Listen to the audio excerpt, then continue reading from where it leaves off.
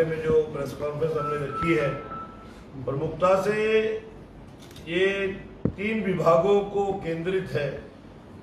Jammu municipal corporation, Jammu development authority और Jammu Kashmir housing board. अब मैं इसकी बैकग्राउंड पे जाऊं तो चुनावों के बाद उमर अब्दुल्ला की सरकार का गठन होना और उमर अब्दुल्ला का मुख्यमंत्री बनना, और मुख्यमंत्री महोदय के पास अनेक विभाग है, लेकिन उसमें से 3 मेन विभाग है। रेवेन्यू है, फाइनेंस है और हाउसिंग एंड अर्बन डेवलपमेंट है। हाउसिंग एंड अर्बन डेवलपमेंट के अधीन वो तीनों विभाग आते हैं। जिस विषय के ऊपर आज हमने ये प्रेस कॉन्फ्रेंस रखी है कि उनकी आज की परिस्थितियां क्या है। अब मैं से ये नहीं कहूंगा कि एक्सक्लूसिवली बाहु कॉन्स्टिट्यूंसी ही उस पर निर्भर है। हमारा जम्मू म्युनिसिपल कॉर्पोरेशन का एरिया, जेडीए का एरिया और हाउसिंग बोर्ड के नाते जहाँ भी हाउसिंग बोर्ड की कॉलोनीज है वो सब एरिया उसके अधीन आता है। लेकिन मुख्यमंत्री महोदय के पास जो भी 3 प्राइम विभाग है उन तीनों का दोबारा निकला हुआ है। आप फाइनेंस विभाग की बात करें, ये मुझे लगता है पहली ऐसी सरकार होगी जिसकी बजट पास होने के बाद भी लागू नहीं हो पाई। आपको पता है असेंबली सेशन में बजट पास हुई और 31 मई आज खत्म होने को आया है। एक नया पैसा भी विकास के लिए इस सरकार ने रिलीज नहीं किया है। कॉन्स्टिट्यूंसी डेवलपमेंट फंड जो कि एमएलए का प्रेरोगेटिव रहता है, 6 महीने के पहले पैसे ने ड्यू, अक्टूबर से मार्च तक के वो नहीं दिए, फिर मार्च के ऑनवर्ड्स अगले साल का 25-26 का जो सीडीएफ था उसका अभी तक दूर दूर तक कोई नामो निशान नहीं है, जिसकी वजह से लोगों के अंदर भी ह्यू एंड क्राई है। और ऐसा नहीं है कि जम्मू कश्मीर भी बराबर सफर कर रहा है, क्योंकि लोगों ने जब वोट दिया था तो इस उम्मीद से दिया था कि ठीक है केंद्र सरकार जम्मू कश्मीर में विकास का नया तामझाम चला रही है, तो सरकार बनने के बाद इसको और एक्सपीडाइट होगा। केंद्र सरकार की जो योजनाएं हैं वो तो लागू हो रही है। केंद्र सरकार ने जो काम चलाए, चाहे वो नेशनल हाईवे का हो, एक्सप्रेस वे का हो, उसमें तो कोई रुकावट नहीं आ रही, वो काम चल रहे हैं। लेकिन स्टेट गवर्नमेंट के माध्यम से जो कैपेक्स के पैसे आने थे, जो कॉन्स्टिट्यूंसी डेवलपमेंट फंड्स लेजिस्लेचर्स को मिलना था, वो बिल्कुल 8 महीने में निर्धारित है। 8 जून को विधायक बने हुए सबको 8 महीने हो जाने हैं। रेवेन्यू डिपार्टमेंट की बात करें तो रेवेन्यू डिपार्टमेंट में इतनी चोरियां हैं कि मुख्यमंत्री महोदय मुझे लगता है कि आज तक उस बुलंदे को उन्होंने खोल के नहीं देखा होगा। और वर्स्ट इफेक्टेड उसमें जम्मू कैसे है, जो हमारा जमीनों को, मालकी जमीनों को कुछ अफसरों की बदमिजाजी की वजह से गैर मुमकिन खंड बना दिया गया।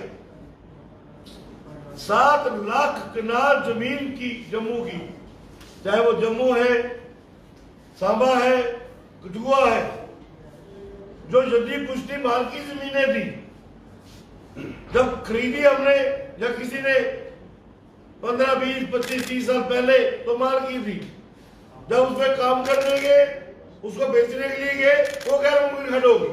वाह, क्योंकि इनकी कलम थी और इन्होंने उसकी किस्म ही बदल दी। उसके ऊपर मुख्यमंत्री महोदय कोई काम नहीं कर रहे। विधानसभा में भी हमने उस पर बात करी, लेकिन ब्यूरोक्रेटिक ताना बाना और उनका जो जाल है, उस जाल को मुख्यमंत्री महोदय जो है वो फांद नहीं पा रहे हैं। उसका नुकसान जम्मू कश्मीर को और खास करके जम्मू को भारी भरकम हो रहा है, क्योंकि आज ये गैर मुमकिन खड्डों की दर्द से इन जमीनों को निकाले, जमीनों की सेल परचेज बढ़ेगी तो सरकार के घर में रेवेन्यू जनरेट होगा। जब रेवेन्यू जनरेट होगा तो विकास के लिए आपके पास द्वार खुलेंगे कि सड़कों का निर्माण कैसे होना है, पावर सिस्टम को अपग्रेड कैसे करना है, पानी लोगों के घर तक कैसे पहुंचाना है, वो पैसों से पहुंचेगा। तो पैसे जनरेट करने के तरफ मुख्यमंत्री महोदय का कोई ध्यान नहीं है। अब तीसरा विभाग हाउसिंग एंड अर्बन डेवलपमेंट, जिसमें जम्मू बड़ी बुरी तरह से ग्रस्त है, चाहे वो जेडीए है, जेएमसी है या जम्मू कश्मीर हाउसिंग बोर्ड है। और जम्मू कश्मीर हाउसिंग बोर्ड और जेडीए ने तो भाई बाहर ही कर दिए भाई। जो आपने कॉलोनी बना दी, आपने प्लॉट अलॉट कर दिए, आपके नक्शे के अनुसार मकान बन गए, अब दूसरी तीसरी पीढ़ी ने प्लॉट ट्रांसफर कराना है, फिर हाउसिंग बोर्ड की इंटरफेरेंस क्यों? जब आपने राइटिंग में वो प्लॉट जो है as per your terms and conditions एक मालिक को दे दिया, आपकी टर्म्स एंड कंडीशन से उस पर निर्माण भी हो गया, रेजिडेंशियल हुआ, अगर वो कमर्शियल भी हुआ तो आप लोगों की मर्जी के बिना नहीं हुआ, तो फिर आज उसको फ्री होल्ड राइट क्यों नहीं? और यही आज जेडीए का है, ना रेजिडेंशियल को फ्री होल्ड राइट है, ना कमर्शियल को आप कमर्शियल क्लियर कर रहे हो।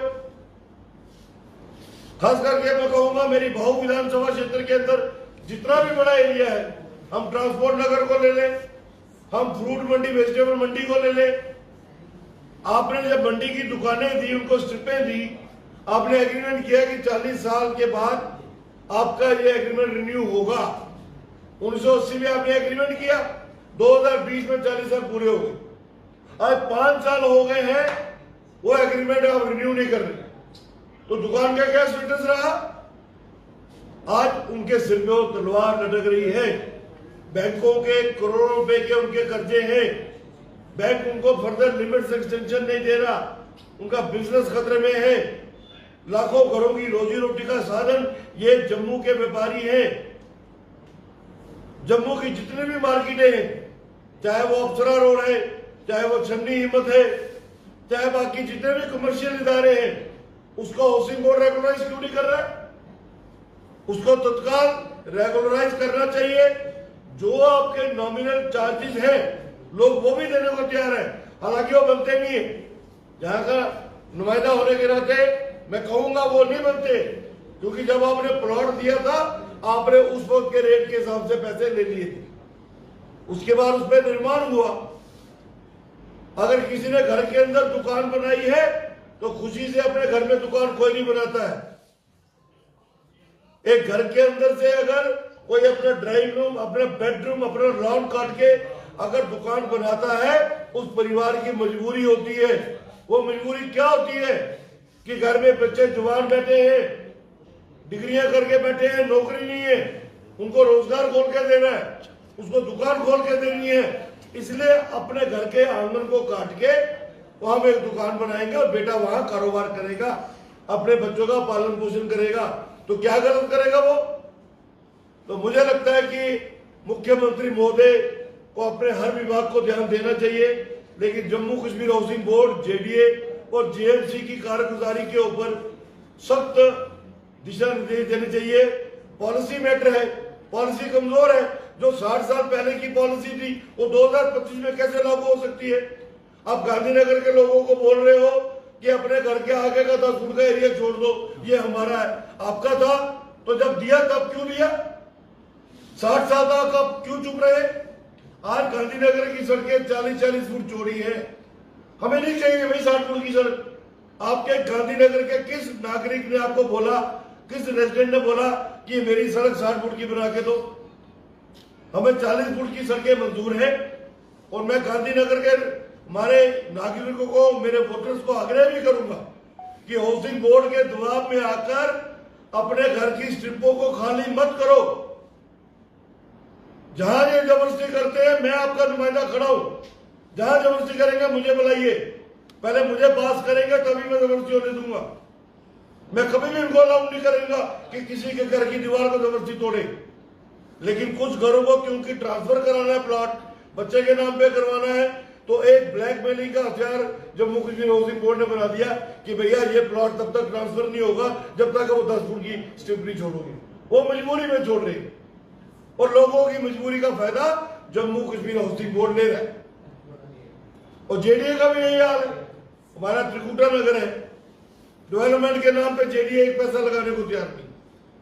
जेडीए की स्ट्रिपें एनक्रोच हो रही है या हो रखी है, उसको खाली कराने को जेडीए तैयार नहीं। जेडीए को एम्पावर करने की जरूरत है। फोर्स दीजिए जेडीए को, मैन पावर और दीजिए, और जितना भी जेडीए का रकबा कब्जा हुआ है, वो कोई भी व्यक्ति है, किसी भी जात समुदाय से है, वो बड़ा है या छोटा है, और रकबा छोटा है या बड़ा है, वो जेडीए से खाली करवा के जेडीए के हवाले करना चाहिए। और जम्मू म्युनिसिपल कॉर्पोरेशन, हमने पहले भी कहा कि जम्मू म्युनिसिपल कॉर्पोरेशन में एक बहुत बड़ी धांधली है, जो एनजीओ सफाई कर्मचारियों को ऑपरेट कर रहे हैं। ये एनजीओ और सुपरवाइजर्स का बहुत बड़ा नेक्सस है, जिसकी बलि जो है वो गरीब सफाई कर्मचारी दे रहा है। बलि किसकी लग रही है? जो सुबह 5 बजे 6 बजे झाड़ू लेके घर से निकलता है, और सुपरवाइजर शाहूकार गाड़ी में आता है 8 साढ़े 8 बजे, नजर मारता है पूरे अपने इलाके में, गाड़ी में किसी चौक चौराहे पे बैठ जाता है, अपने संगी साथी को गाड़ी में बैठाता है, और 11 बजे घर, और उसके बाद राजनीति करने के लिए कॉर्पोरेशन के ऑफिस में। जम्मू म्युनिसिपल कॉर्पोरेशन के कमिश्नर साहब से भी मैं आग्रह करूंगा कि आप सख्ती कीजिए, जितने भी ऑटो चल रहे हैं कूड़ा उठाने वाले, उन ऑटो को चलाने वाला और उनका कूड़ा उठाने वाले बांग्लादेशी और रोहिंग्या हैं। क्यों? क्या जम्मू के बच्चे काम नहीं करते क्या?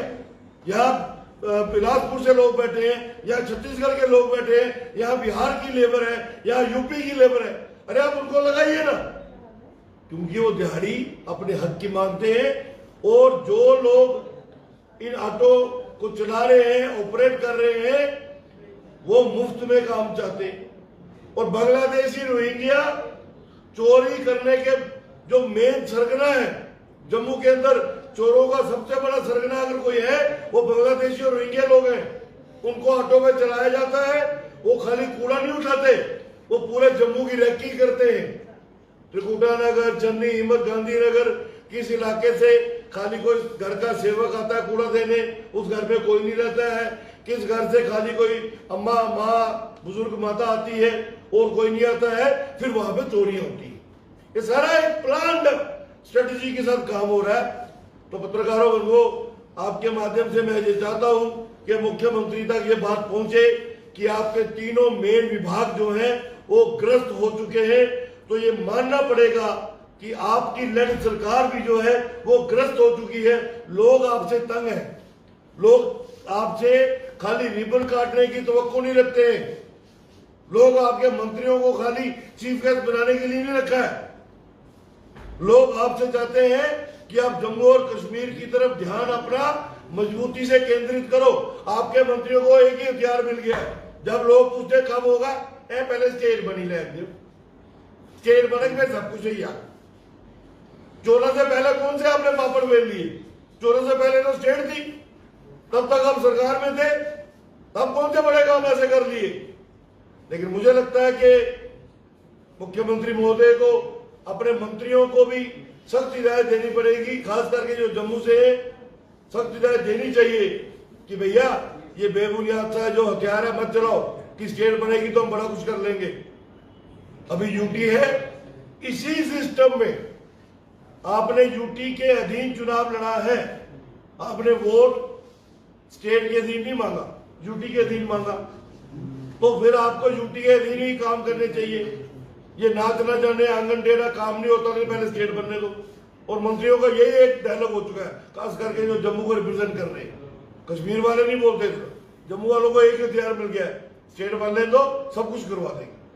तो मेरा पत्रकार बंधुओं आपसे आग्रह है कि आपके माध्यम से ये खास करके जम्मू कश्मीर हाउसिंग बोर्ड और जेडीए और जेएमसी की जो तानाशाही है, इसमें नियंत्रण मुख्यमंत्री महोदय डालें। और जम्मू कश्मीर हाउसिंग बोर्ड और जेडीए के अधीन जितनी भी कमर्शियल मार्केट्स, इंडिविजुअल शॉप्स आती हैं, उनको रेगुलराइज करके जो नॉमिनल चार्जेस ले लीजिए।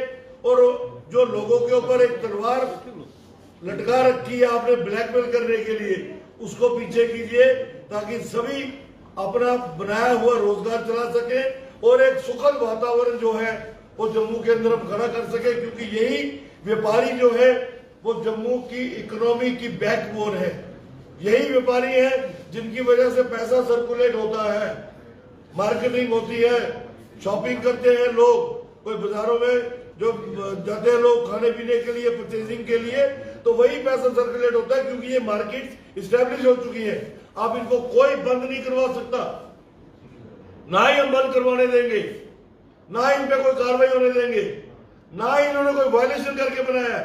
जितनी भी दुकानें बनी है जेडीए में, हाउसिंग में, जेएमसी में, आपके उस वक्त के अफसरों की मर्जी के बिना नहीं बनी है।